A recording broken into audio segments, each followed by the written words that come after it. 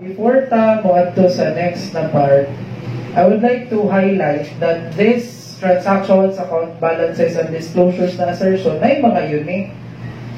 Dahil kanang cut-off, wala mo na sa account balances of disclosures good. Tapos sa account balances, kining existence na wala na sa transactions o sa disclosures. Tapos sa disclosures po, ang unique niya is kining understandability, which is an assertion that is not found on the assertions for account balances and assertions for transactions. So that's it for the assertions. Ang part 3 na gusto na ko i-kuhan sa inyo guys, because I've told you in the past episode is that I told you in the past episode na baka kita kayo. I told you in the past episode na as an auditor, you are to get an evidence, a sufficient, appropriate evidence. That means right quantity and right quality of evidence, diba? In order to support your opinion. Kaya iba man yung i-test ng ilang mga assertions kung tinuod ba na ilang pinagmamalaki. So, kung sa management, they are considered as assertions, sa imo as an auditor, that is considered as an objective. Like for example, ingon man siya, nakalang cash, complete, nag-exist, tapos sa company good na, o niya, properly valued and allocated na. So, imong i-test. Sige daw, bet, tanaw na ito kung kompleto ba yun, nung nag-exist ang ilang petty cash. Siyempre, mag-petty cash count ka. Ang imong objective is to test the completeness, existence, rights and obligations, and valuation and allocation kintahan ng petty cash. So, kung sa imong i-perform na procedure, of course, petty cash count. Dili ikaw may mag-perform, pa-perform mo na yung mga petty cash custodian kaysa na may na-access sa vault, tapos mag-observe ka. So, mag-count-count mo, tapos mag-count count-count, tama na yung sheet, like pila ka G's, pila ka 5, pila ka 50, pila ka 100. So, based on that, kung i-coincide siya sa records, makasure na ka, na-kompleto na. Imo lang na-check ang iyang assertion ay kompleto gini ay. Nag-exist yun. Kasi siyempre, kung sa imong atubangan siya. Sa company yun na. Sa company yun na, if nakita yun mo mismo, nagikan sa vault, o niya, surprise ang imong pagka-count. Kaya nung din niya mabutangan o iyang kaugalingong mga kwarta. And then, properly valued. Siya, wala ka kailangan ng 5, di ba? G's. So, one audit procedure na imong gibuhat, na-prove na nimo ang iyang assertion. That is, kung sakto. Kaya kung dilibot sakto, ma-disprove nimo siya, may ibutang na ito nimo na, agoy, mali lang petty cash. So again, balik ko na ako. Kung assertion ni siya sa management, sa auditor, objective na nimo na mga assertions. So, doon na imong kabuhuan. Imong i-prove or disprove ang ilang assertion. Now, again, you need to gather sufficient, appropriate evidence. Kinidungagan na ko ni. Because you already know what's meaning sufficient, appropriate evidence. Before pa lang sufficient, appropriate evidence na lang. So, how are you going to test the assertion? Question is, how are you going to test the assertions of the management? Now, how are you going to test that? Of course, by designing and performing audit procedures.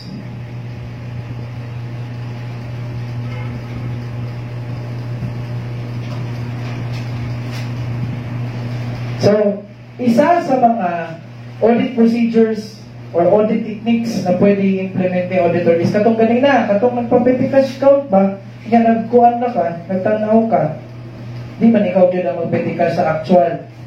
Ang tawag ato guys is direct observation. So this is one of the things or procedures that you can implement as an auditor. You observe. Normally, this observation is used by the auditor sa kalagaling segregation of duties. Kay sa company, dapat naagi segregation of duties. Like, kung sa maning mga duties, dapat dili nimo ibutang sa isa ka tawo ang custody of assets. Segue na lang ta sa segregation of duties. Custody of assets. Kung sa maning custody of assets, sir?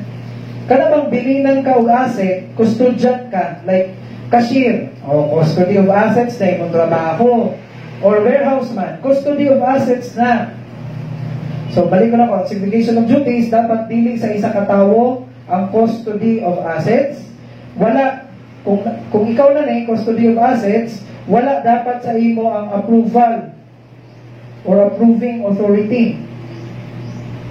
Kunya, wala po dapat sa imo kung naala ka sa duha ang recording function. So, car. So, dapat separate na sa isa ka tawo. Sir, ano malagi lang sa uban company, daghan man kayo mga functions. Okay naman kung magtagang functions. Basta kay, kung recording lagi talaga yung functions. So, ipa-record ko tayo sa school. Recorder siya ng mga maabot ng mga supplies. O siya po yung mag-record sa equipment. Siya po yung mag-record sa mga items sa laboratory. Basta recording, dapat siya tanan. Bahalang daghan kayo sa functions. Pag may custody of assets, custody tanan. Siya po ay cashier. Pero siya po ang petty cash custodian. Siya po ang nagbantay ng mga bond paper. Something na. Basta kay, dapat dili sa isa katao na ibutang. Kaya pag sa isa katao na ibutang, patay ang corruption, guys. So, this is one of those that were violated sa actual na senaryo. Kaya matipid man ang sweldo God. So, si auditor, in order to check kung napag-segregation of duties ang kliyente, ang audit client, mag-observe na siya. So, that's one of the techniques. Now, daghan kay techniques para i-test ang assertion ni audit client. Another is what do we call as inspection of documents, of course. Nagid na. Patay na record na yung kadayan sa eraser ba? Imong i-post ayun. Wala. Sabihin na. Ang eraser, sinina ko na, guys. Na nag-isip kay nagkadako mo ko. So, balik ta. So, aside from observation, you can also do inspection of documents. So, inspect the documents. Example, you wanted to know kung legit ba ang company, kay basin ba o dili legit gana yung company. Inspect mo ang ilang business permit. Something like that, kung gusto nimo. Articles of incorporation that has been approved and submitted sa Securities Exchange Commission. Pero normally, ang inspection yun is tanaw ng mga source documents kung plastar ba hantod sa nabutang sa financial statements. Una magyud ng transaction, tapos source documents, tapos recording sa financial statements. Kana tulo, balik ko na ko, inspection of documents sometimes, ilang i-inspect ang source.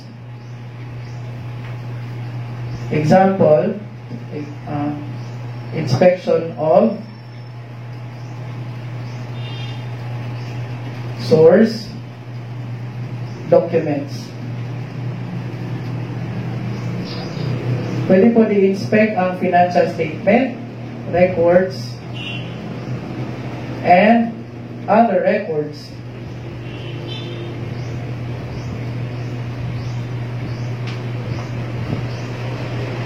So, kini na mag-inspection, usahay na bad ni siya, ano naman, nakabutang sa diri ang related kayo diri ang what we call as tracing. Unya kini po, vouching.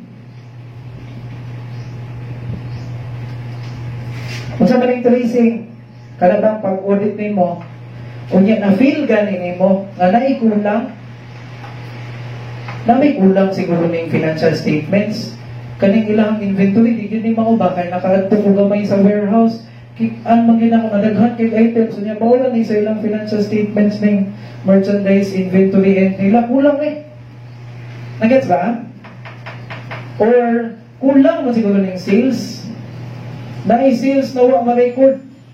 So kada sa pag feeling nimo kulang, that means you are testing for completeness. Pag feeling nimo kulang, kini ha, ganito na pag feeling nimo kulang.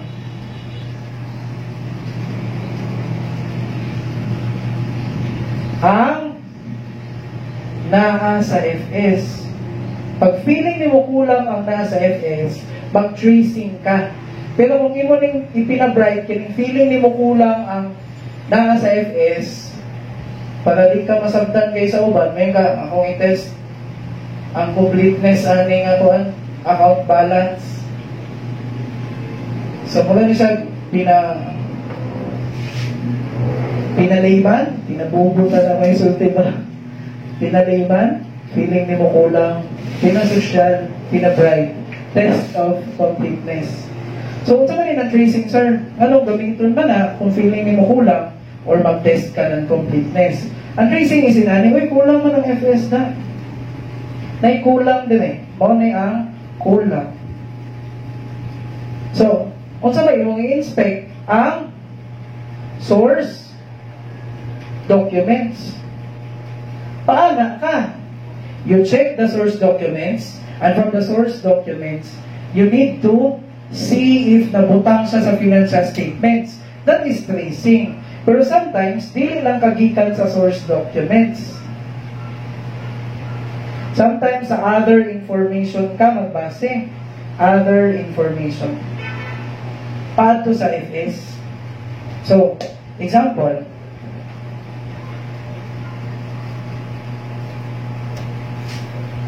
Based sa imong learning na ang company, kulang yung ilang requirements. So, feeling nimo kulang ang ilang expenses sa mga business permits and licenses. For example, kulang yan. So, sa may mong imoon, hanapin mo sa source documents, basig na sila yung mga ipangbayaran ba? Tapos wala ma-incorporate. Or, kung kulang ang sales, na normally, ang source documents na imong atuon is kaning shipping documents. Ano sa shipping documents? Mga dokumento na nagpamatuod, na nagpadala na ka sa customer. So, kung naka sa shipping documents, pagtanaw ni mo pag-inspect ni mo mauna ang mga inventories that was sent to the customers.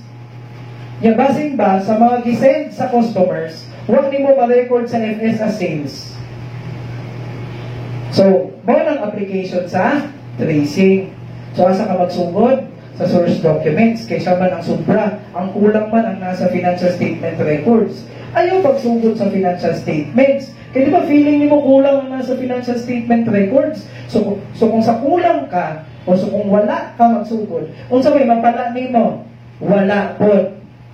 So dapat, source documents, other information to FS, kay feeling ni mo kulang. So mangita ka og evidence of transactions. And you check it if nasa financial statements.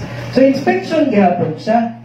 Pero ang inspection, again, from the source documents to financial statements. Kay feeling ni mo, kulang. Nagets ba?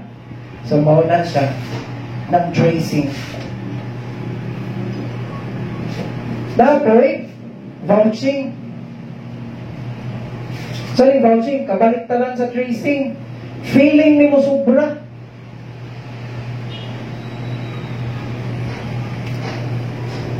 Ang naa sa financial statements. Feeling yung sobra. Kalabot sa guys, pag pinasosyal, test of existence. Murag na ay naa sa financial statements gibutang, pero hindi actual, wala gib na nahitabong na transaction. So kana, kung nagduda ka, anay na-appeal na transaction, na wala gi substance, wag yun nahitabo. Ang imong term I wanted to test the existence of this particular transaction. Pero kung binisaya, feeling ragonin mo, feeling ragonin mo sobra. So that means, baliktad na ron, kay vouching man baliktad. Ang FS na ang sobra. Dahil gipamutang. So kung na-source documents o other information, ayaw dili pagsugod. Kaya kiniman ang sobra good. Kung unsa dili, for example, uy, na may car sa FS. Car. Kuan sa convertible car.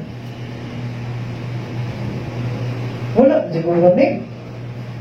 Naglibot naman ko sa company, ako makita yung convertible car. Yan, nag-understand ako sa document. So, okay, convertible car.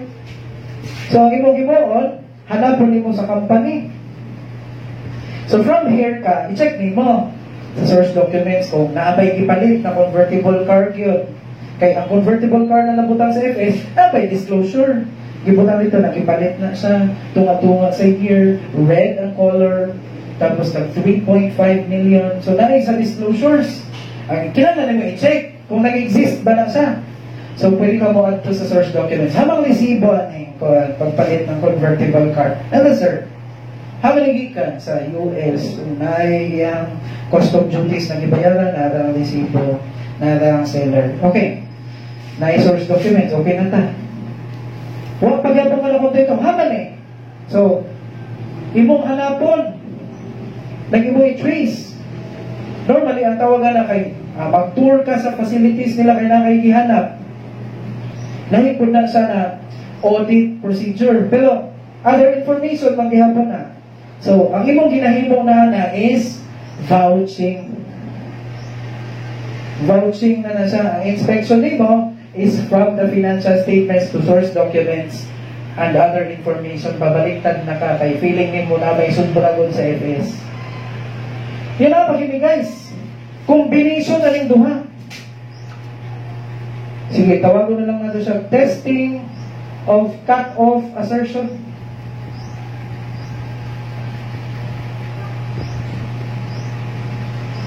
Unsa man yung testing of cut-off assertion?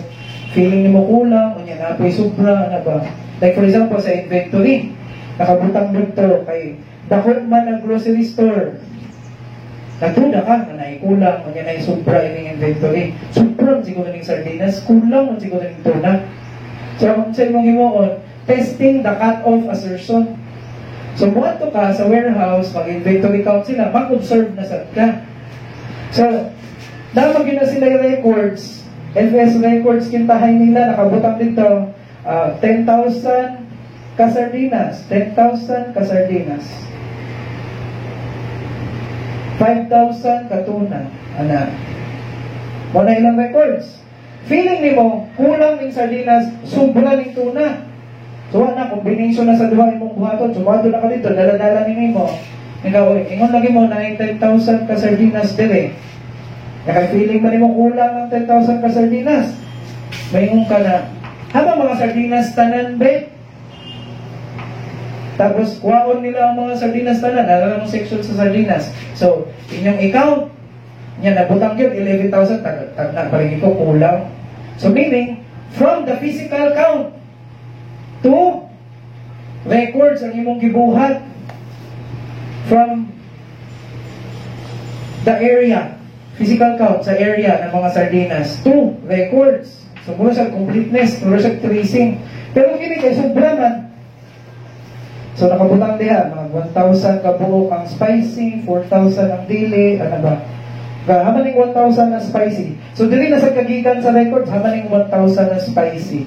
From records na bud ka, niya ilang i-prove. Sa akin sardinas, nag-count, tapos kita na mo kung tama ba ang nasa records. Ang dili sa tuna, natanaw ka sa records, give-prove kung nag-exist ba. So, test na siya sa cut-off assertion. So, labad.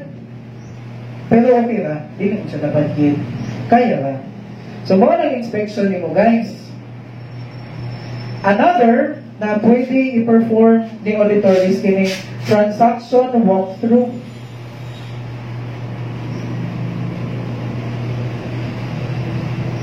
Na compose na ni siya kasagalan o daghan kayong mga audit procedures. So, sa may meaning na, transaction man. Pag na-transaction, ang sunudan na nagid na source document. Like nagpalit og something. So na siguro na yung mga resibo. Transaction, source document, recording sa FS. Ang transaction walkthrough, magsugod yung ka na rin. Alam ba eh? Okay, nagpalit sila. O inanay yung process nilang pagpalit ha. Ni-argue yung purchase request, purchase order, tapos i-process i-approve ang purchase order, tapos ipadala na ang purchase order sa supplier. Okay. Yung supplier naghatag ng resibo. O niya, kay nahatag na mag-resibo. O niya, na-count na. Niya, magbayad na ang checking. Niya, magbayad ng checking. Record na sa purchase. Inana ang transaction walkthrough. Ang isang transaction imong gisundan from the very beginning until nabutang sa financial statements. Which is, dili na ginahimo sa talang transactions ng company. Kaya mabuang ka. Kung i-transaction walkthrough ni mo tanan. Okay? Kaya mga simple na lang kayo guys. Pero before ta sa simple, naisa na medyo lisod-pod. So, kumana ka sa observation and inspection. Pero sa inspection, apil natin tracing, vouching, testing of cut-off assertion, and transaction walkthrough. Ang next na kailangan natin isgutan is ang analytical procedures. I-perform ang sabdang analytical procedures. Unsa man ang analytical procedures? Analysis na guys. Ang root word analysis, mag-analyze na ka. So, unsa ang galing mo pag-analyze? Di ba simple naman mag-analyze? Sinanay naman mag-analyze. Make your expectation. Make ka ng expectation naman. Compare expectation versus the actual na nahitabo. Kapag lahi ang expectation, so if there is significant difference,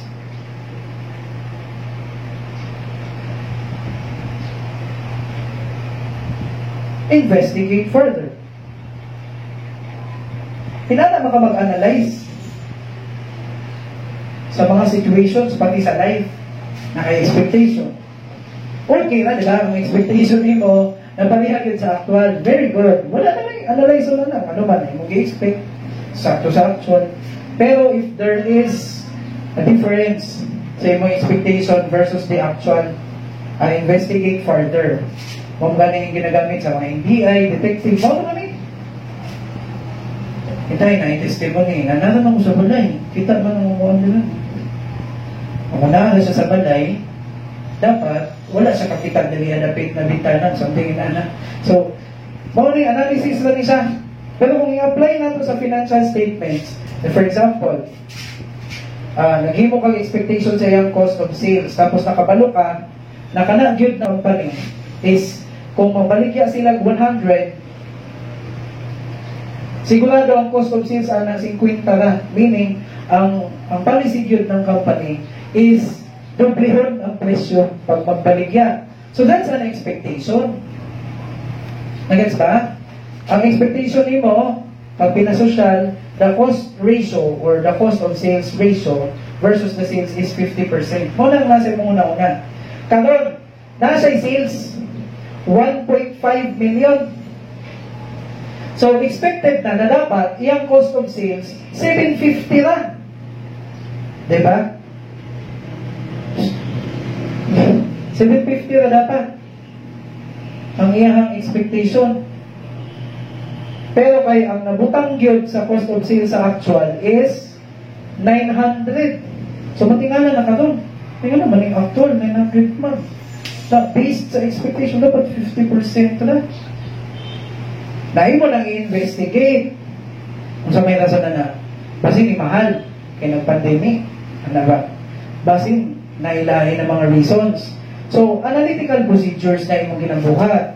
Make your expectation, compare expectation versus the actual. If there is significant difference, investigate further. So, ang imong expectation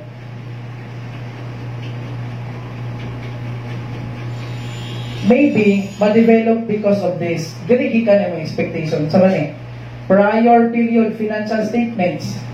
So kung na financial statements ang company na imong gina-audit, syempre dapat dili na kanang layo sa financial statements doon. So maka-develop kang expectations based on those financial statements. Diba?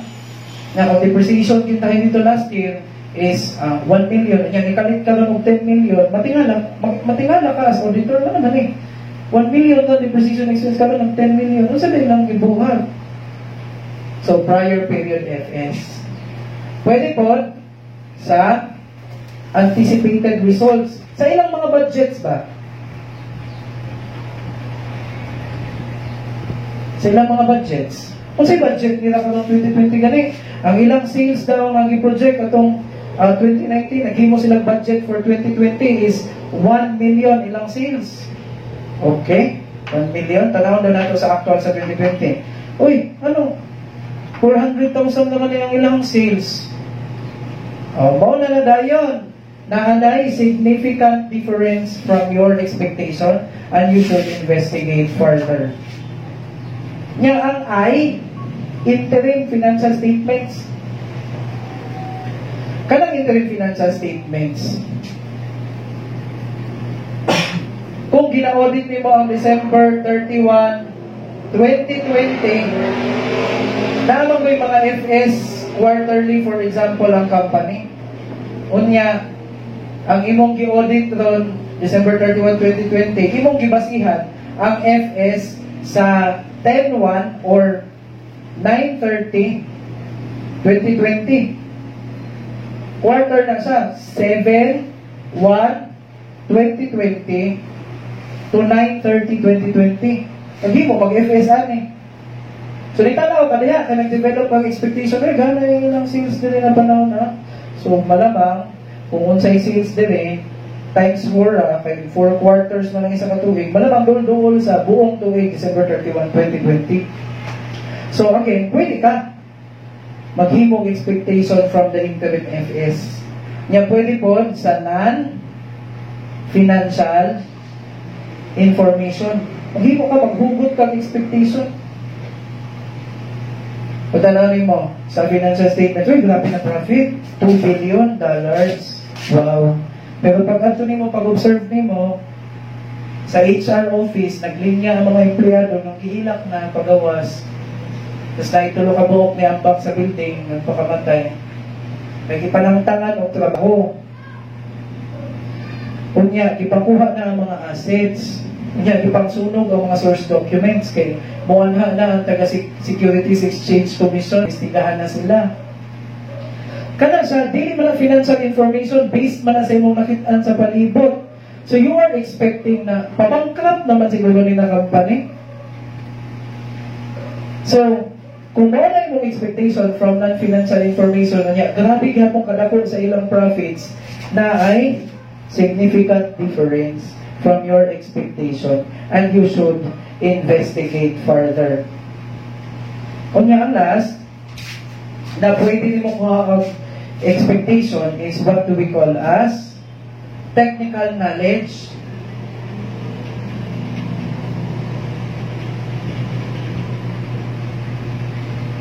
Name mo, technical knowledge name mo na pag debit doubtful accounts expense, normally ang credit is allowance for doubtful accounts. Depreciation expense, accumulated depreciation. Interest expense is dapat mas gamay sa loans. Ang miscellaneous expense dapat mas gamay na siya kaysa sa uban expenses. Ang depreciation expense dapat mas dako, mas gamay siya kaysa sa gross ng mga property, plant, and equipment. Wala yung mga na-learn. Yan, pag debit expense is either credit payable or give na o cash. Wala yung debit expense na credit income. So, pag makakita ka, wala, debit yung isang expense, yan, nag-credit of income. Yan, ang doubtful accounts expense, ang credit niya, PPE. Tapos ang depreciation expense, ang credit niya, income. So, matingala ka. Kaya, based on your technical knowledge and skills na develop sa school, dapat depreciation expense, accumulated depreciation. So pag inana, nanasad na significant difference and you need to investigate further. So muna ay analytical procedures. Pero guys, kung ang inyong expectation, maumaog yun sa actual, then wala problema. You don't need to investigate further. So, mga ito ang mga lisod. Ang mga lisod is observation. Kaya gusto na ko na makabalo na mong kung saan yung ginatrabaho ng auditor. Observation, inspection, tracing, vouching, testing of cut-off assertion, transaction walkthrough, analytical procedures, tour of facilities,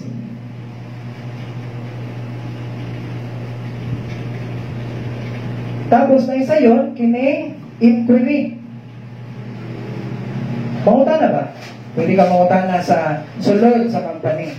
Pangutana ni mga manager, pangutana ni mga employees, pangutana ni mga board of directors, para lang makasabot ka.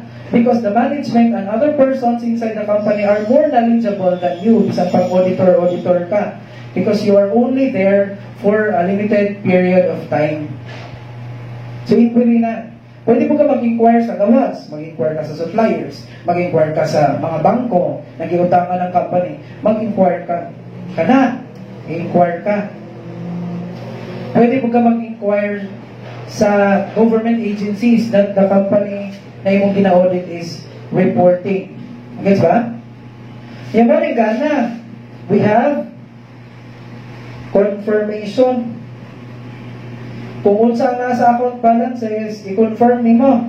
Like, cash in bank. Cash in bank. Sa Metro Bank. Gusto nimo may balance, sakto bagid na. Nga kay checking account man eh. So wala ni passbook itahay. Tapos gusto nimo i-check ang loans ng company. Sa Metro Bank gihapon. As an auditor, sama nimo, mangutana ka sa bangko, mangayo kag cut-off bank statement. Haman lang bank statement, kaya nag-audit ko. Pero ang maghimo sa letter ang kliyente, ikaw lang magsugo. Pero ikaw may mag-mail. Tapos, pag mag-mail ang bangko, dapat paadto sa imuha. Kasi siyempre, as an auditor, kung ikaw magbutang-butang na mangayo ko sa Metro Bank, kay ako may nag-auditor, di na i-honor. Ang i-honor akong kinsa ang ipa-open mong sa bank account, which is normally part sa management. Nagets ba? So, muna, confirmation ang tawag, nangutana ka sa tagagawas all about sa account balances. Taas mo din eh. Sige lang. So, muna ang confirmation. Sa loans po, mga ayos ang copy. Confirmation, yan po na. Ang problema dali, if magkuang ka, mag-confirm ka accounts receivable, for example, i-confirm mo sa customers, kita, ikang customer A na kay 10 million na accounts receivable, pwede ka mangutan na ang customer A. Nagets ba? Na 10 million ba yun ang imong utang sa ako, sir? Nagets ba? Pero depende kung mangutan na ka. Depende ang confirmation kang A, customer A. Anong depende man, sir? Sometimes, si confirmation, dili siya effective. Ano ba? What if feeling ni mo kulang ni? Mangutana ka kang A. Isang feeling ni mo kulang ng 10 million. Ang actual niya tayo 12 million. Ngayon ka kang A. Customer A, nakaiutang sa mo 10 million o? Sakto nila. Ngayon binasi A, oo, sakto. 10 million na akong utang. Siyempre kaya ang actual 12 million. So meaning, if feeling ni mo kulang ang accounts receivable, guys, ayaw yun pag-confirm sa customer. Kaya what give ka? Ngayon yun na si A. Sige, okay na sir, 10 million. Pero feeling ako, 9 million to. Sige, pero okay na ng 10 million. Mag-snap ta. So, daily effective. So, confirmation is only effective pag feeling na mo sobra ang accounts receivable. If you are testing the existence of accounts receivable. Kaya kung palag magiging si A, example, 12 gapon, o niya, nasa records na mo, 20 million. Feeling ni mo sobra na, niya ngayon na kang A. Ay, 20 million ni mong utang na reserve. Ngayon ginasi A, mga animal mo, 12 bulat. Ay, malapagay ba masensor ni siya sa ruwan? Nagets ba? So, dili permitty ang confirmation effective. Gawas kong sa bank, kaya syempre, ang bank as a matter of presumption sa ito as mga auditor. Kuha ng bank, kanang sakto, presumption, wala? Pwede ba siya So itawagan na until mulugo sa investigation na mali yun ang bank. Now, walang confirmation. Pero kung accounts payable na sa guys, baliktad ang kuhan. Pag feeling ni mo gamay ang imong accounts payable, yung mga utana ka ng supplier, ngayon ka na, sir, 5 million ra nga mo ang utang no, pero feeling yun ni mo good, gamay kayo ng 5 million, 7 million yun yung utang. Kaya magbalat na si supplier, ano 5 million man? 7 million man yung utang sa ako. So meaning, pag accounts payable, pag itest ni mo ang completeness or feeling ni mo kulang, effective ang confirmation. Pero kung sobra na, ngayon ka, sir, ang mangutang sa inyo, 10 million ba? Yan, 7 million lang ang actual. Ngayon yun ang supplier na, oo, 10 million, yun ang inyong utang. Inay mong kliyente na, bayaran na ha, 10 million. Kaya pag magbayad siya sa iyo, 8 million na lang na. Okay. Daily effective ang confirmation pag test of existence sa accounts payable. Karon, insert nato ni. Dahil duha ka confirmation. Dahil positive. Kana lang inahanglan og reply. Yang positive is bagay ning sa mga large amounts. Large amounts. Like for example, si A, pilay utang ni A, 20 million. Ako, kaya na. Kung gamay ra ang company. Large amount. Tapos, few ra ang imong mga customers. Like, si A, B, o C ra ang may utang. Ay, positive confirmation. Pa-reply yan, na sila.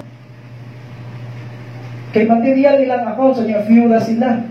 Pero kung ang imuhang customers 1,000 kabuo, kunya tig 100 na ilang utang guys. Ayun ay positive confirmation guys. Mabuang ka na sumulat. Kunya maghulat ka reply. Kasi imong himuon, negative confirmation. So may negative confirmation. Ang tunaw sa negative confirmation na, sir, 100 imong balance dili. Kung wala ni problema, ayaw na og reply paliho. Pag naay problema, usap pa pag-reply, negative confirmation na siya. And negative confirmation is bagay sa small amounts na account balances. Unya, large number of accounts. So, mo na siya. So, that's what we call as confirmation. Unya, positive o negative confirmation. Yan na yung mga simple guys. Like for example, manamata sa inquiry, katong simple. Kanang recalculation, kanang i-calculate ko na mo, mag-excel ka, or mag-calculate ka, kay basin ba sa ilang Excel, na sila itago na cell, para lang mabalance. Recalculation, or recomputation. So you can do all those things. Para lang makakuha ka o ebidensya habang tinitest nimo ang assertion. So, para masamalay siya guys, ako sa nangyarisa na unsa ganitong mga audit procedures that an auditor can perform. Pwede siya katong mga lisod sa mga lisod. Observation. Pwede observation. Pwede inspection. Ato na kang ibutang to. Inspection. Inspection. Pagputang na to. Tracing. Ato na kang ilahi. Tapos vouching. Testing of cut-off assertion. Transaction. Tour of facilities.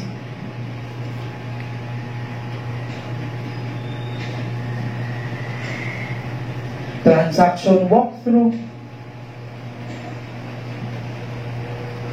Confirmation.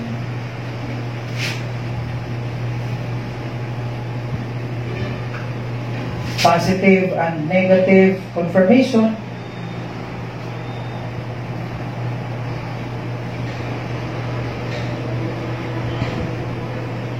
Kini po, analytical. procedures. So isa, inquiry. Pangutan na ka. And recalculation. And recomputation.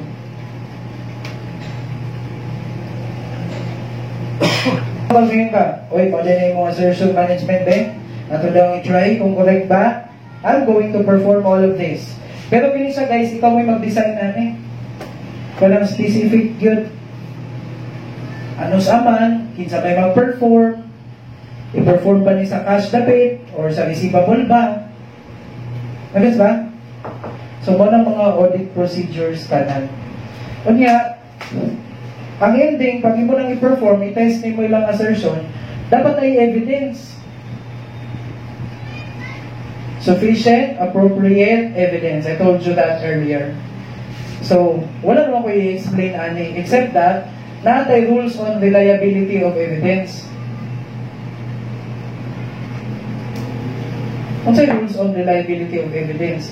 Unsa na ebidensya ang mas importante kaysa sa uban evidence. Kay pag mag-contradict, syempre, ang first priority na evidence yung i-follow. So, unsa may rules on reliability of evidence? Number 1, reliable, lisod man natin ipang English, the written evidence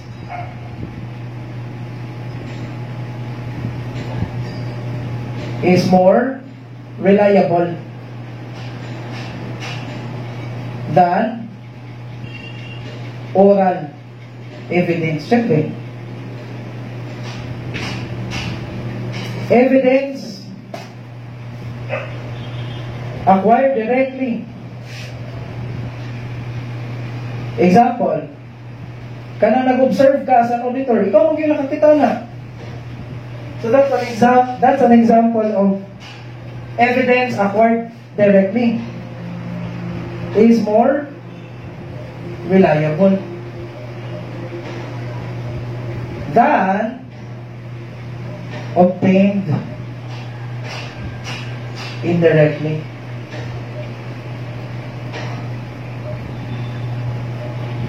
Evidence, ang ikatulo.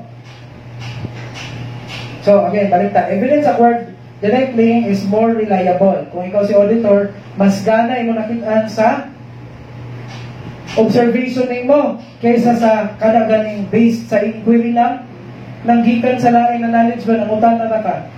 So prioritize nimo ang kanang yung evidence na na-acquire nimo directly. Evidence is more reliable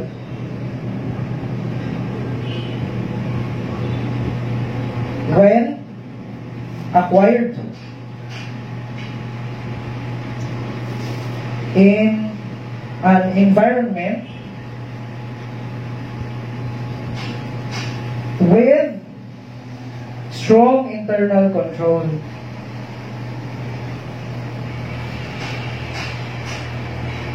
Kaysa weak na internal control. Siyempre.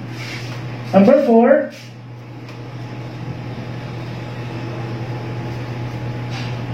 evidence in original documents.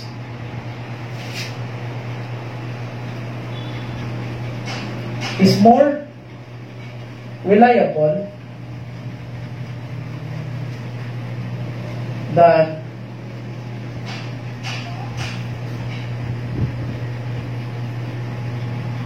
photocopies and facsimiles.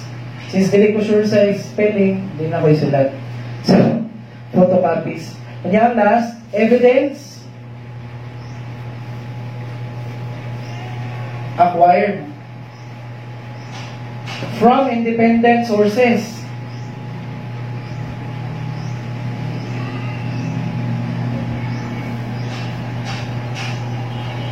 Are more reliable.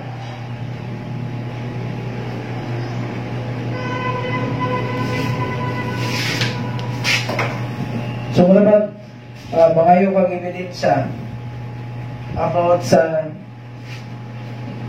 company. Kung i-follow ba sila sa rules ng government.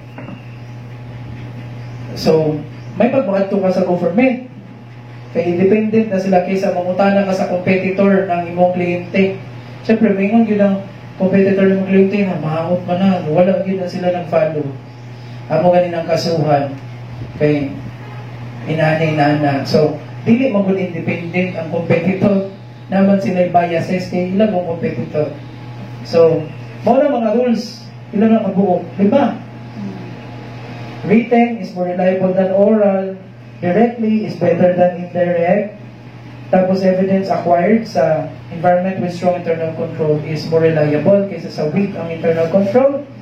And then evidence in original documents is more reliable than photocopied ones, as well as facsimiles. And we have evidence from independent sources are more reliable. So, muna ang mga rules. Lastly, akong i-promise sa inyo, ano na to, ang overview sa kanang financial statement audit. I promise you na makita na ninyo dapat ang buong topic sa assurance or sa auditing concepts. Unsa man ni siya? Inani ang flow ni guys.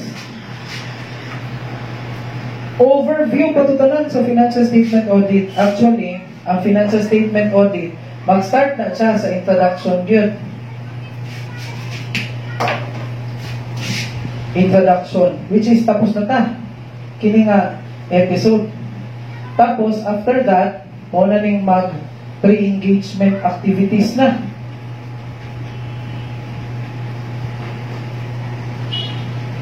Kana bang, unsay mga panghimuon before pa nimo dawaton si client, kaya di ba ka magpahita ka o dawat pre-engagement. Yan, pag nadawat na nimo, muna na, mag-audit planning na ka, kaya di ba ka diretso mag-inani. Muna kagtala, pag abot pa lang nimo day 1, diretso na kag-inani. Yun sa nimo pagkabalo na dapat kini, mas kusog ang ato ang focus, dili na kayo ta mag-focus. So, dapat audit planning anay. Tapos, doing the audit.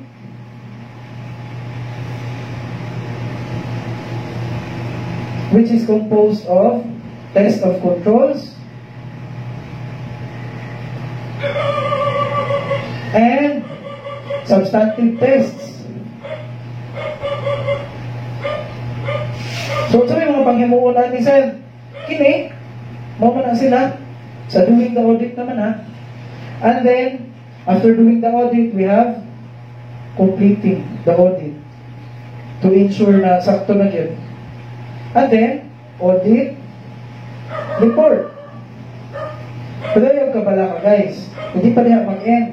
Kaya pag mag-audit ka ng mga computerized information systems ng kliyente, unsa may mahitabo, unsay ma-change sa ilahang tanan, na audit in CIS. Kung yan ay other topics, guys, na wala nakabutang diha, like, related siya sa ato ang profession, like RA 92, 98, na apoy Code of Ethics. And after the Code of Ethics, we have Quality Control System.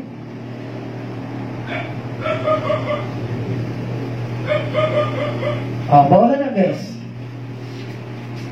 So, on the next nato ng mga episodes, bawa na ang atong itakol, manon sa natong buong financial statement audit, handle audit in CIS, usap pa ta mag-other topics.